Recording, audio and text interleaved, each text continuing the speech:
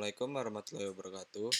Nama saya Noval Hanif Ramadan, NIM 12 12021843558, kelas SI 4203. Ingin mempresentasikan tentang modul 8, yaitu transisi dari analisis ke desain menggunakan diagram interaksi. Tujuan pembelajaran menjelaskan tujuan dan elemen model desain, identifikasi elemen-elemen penting dari diagram komunikasi UML, buat tampilan diagram komunikasi model desain, identifikasi elemen-elemen penting dari diagram urutan UML, buat tampilan diagram urutan model desain. Di sini ada peta proses. Yang pertama ada stakeholders mental model. Dia membutuhkan model. Yang pertama ada NFRS, FRS, NFRS itu arsitektur model, FRS itu desain model, lalu menghasilkan solution model dan lalu menghasilkan code. Setelah itu selanjutnya ada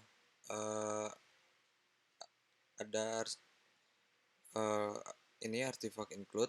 Di sini ada domain class model, use case from scenario, lalu membuat interaksi diagram, dan ini hasilnya. Setelah itu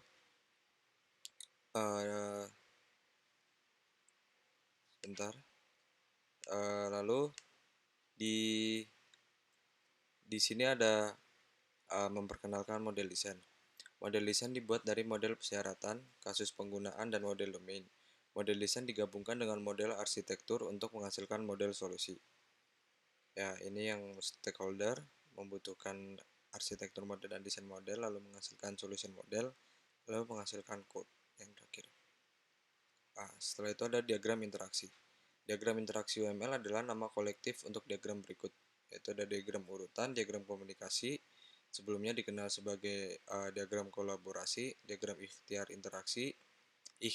interaksi, kombinasi diagram aktivitas, dan urutan fragmen diagram.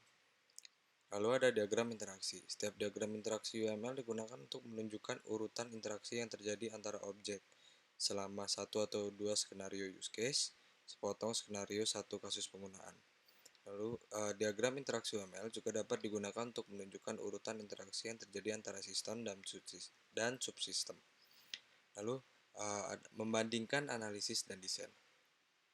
Analisis membantu Anda memodelkan apa yang diketahui tentang proses bisnis yang harus didukung sistem.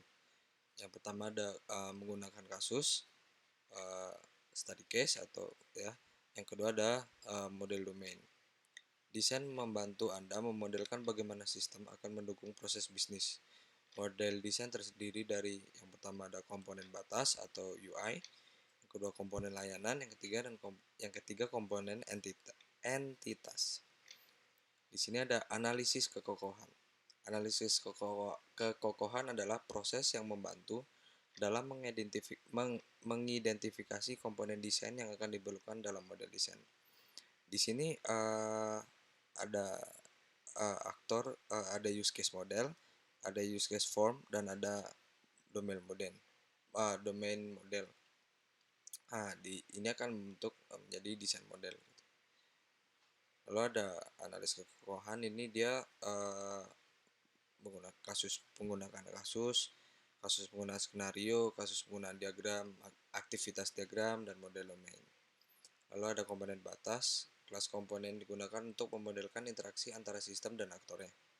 Jadi ini ada aktor, lalu ini ada reservation UI, dan ini ada namanya ROM request. Abstraksi layar UI, sensor antarmuka, komunikasi, dan sebagainya. Komponen UI tingkat tinggi, setiap komponen batas harus dikaitkan dengan setidaknya satu aktor. Komponen layanan. Kelas komponen kontrol layanan mewakili koordinasi, pengurutan, transaksi, dan kontrol lain dan sering digunakan untuk merangkum kontrol yang terkait dengan kasus penggunaan tertentu. Ada komponen entitas. Ini digunakan untuk memodelkan informasi yang berumur panjang dan sering persisten. Entitas biasanya terkait dengan objek domain. Sebagian besar entitas dapat memiliki perilaku yang kompleks. Lalu ada komponen layanan dan entitas. Komponen entitas akan sering memiliki komponen layanan yang sesuai. Dan objek layanan akan sering mengontrol objek entitas yang sesuai.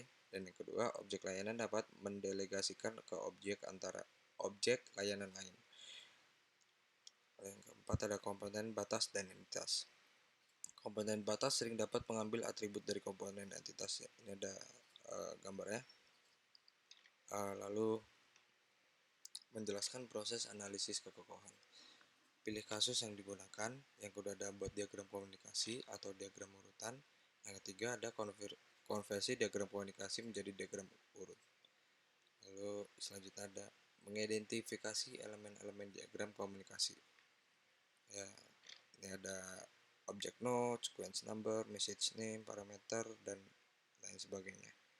Ada stereotype icon or text, ada create object, dan lain. Lalu setelah itu ada mengidentifikasi elemen-elemen diagram komunikasi. Jadi ini diidentifikasi variasi dari diagram komunikasi sebelumnya. Identifikasi elemen-elemen diagram komunikasi. Sebuah pesan dapat menunjukkan yang pertama ada nama pesan, kedua panah arah. Di panah arah terdapat pesan yang sinkron atau pesan yang tidak sinkron. Lalu yang ketiga ada nomor urut yang menggambarkan urutan pesan. Di nomor urut itu ada daftar parameter, kondisi penjaga, dan parameter kembali. Lalu membuat diagram komunikasi. Pilih kasus yang sesuai. Yang pertama tempatkan aktor dalam diagram komunikasi. Yang kedua analisis formulir. Lalu untuk setiap tindakan dalam kasus yang digunakan itu ada identifikasi dan tambahan komponen batas, komponen layanan, dan komponen entitas. Langkah 1. Tempatkan aktor diagram. Ini ada aktor. 2A. Identifikasi komponen batas. Ada kedatangan, tanggal keberangkatan, jenis kamar. Lalu setelah itu identifikasi komponen layanan. Jadi setelah 2A dia bakal jadi seperti ini, dan 2C dia bakal ada tambahan karena diidentifikasi lagi dengan komponen entitas. Setelah itu 2D ada identifikasi interaksi tambahan. Jika perlu maksud saya jika metode make reservation menggunakan metode find room untuk menemukan kamar dengan tipe yang diperlukan. Setelah menemukan dan kamar memilih gratis, metode set room menetapkan kamar untuk reservasi. Lalu ada identifikasi mode tambahan. Ini mengembalikan objek reservation ke reservation UI. Ini metode tambahannya. Lalu ada contoh diagram komunikasi. Untuk diagram komunikasi berikut menunjukkan pandangan yang lebih rinci tentang create reservation. Pertama ada skenario primer, yang kedua ada skenario sekunder. Contoh diagram komunikasi. Ini ada contoh diagram komunikasi. Ini contoh dua diagram komunikasi. Ini ada diagram urut. Diagram urut itu yang pertama ada berikan perspektif berbeda tentang interaksi antar objek, dapat digunakan sebagai pengganti diagram komunikasi, dapat dikonversikan dari diagram komunikasi, buktikan lebih berguna bagi pengembang, perawatan waktu yang lebih fleksibel. Ini mengidentifikasi elemen dari diagram urut. Ini ada diagram yang sudah diidentifikasi. Di sini ada message, ada object node, ada create, ada live line, ada time, dan fragment. Diagram urut mendukung notasi fragment. Penggunaan fragment meliputi yang pertama ada menampilkan urutan loop, menampilkan jalur alternatif, mengizinkan dua skenario atau lebih, menampilkan referensi ke fragmen diagram sequence, dan memungkinkan Anda untuk memecah diagram besar menjadi beberapa diagram yang lebih kecil. Ya, ini ada contoh fragmen dipecah-pecah lagi, dipecah-pecah. Ada contoh diagram urut. 3 diagram urut berikut menunjukkan tampilan yang lebih rinci dari create reservation. Yang pertama ada skenario primer, yang kedua ada skenario sekunder, dan yang terakhir ada diagram urutan fragmen. Ini yang primer, ini yang sekunder, lalu ini yang diagram urut. Ringkasan. Diagram interaksi digunakan untuk mengidentifikasi komponen desain yang memenuhi kasus penggunaan. Interaksi objek dapat divisualisasikan dengan UML. Lalu ada diagram komunikasi dan diagram urutan.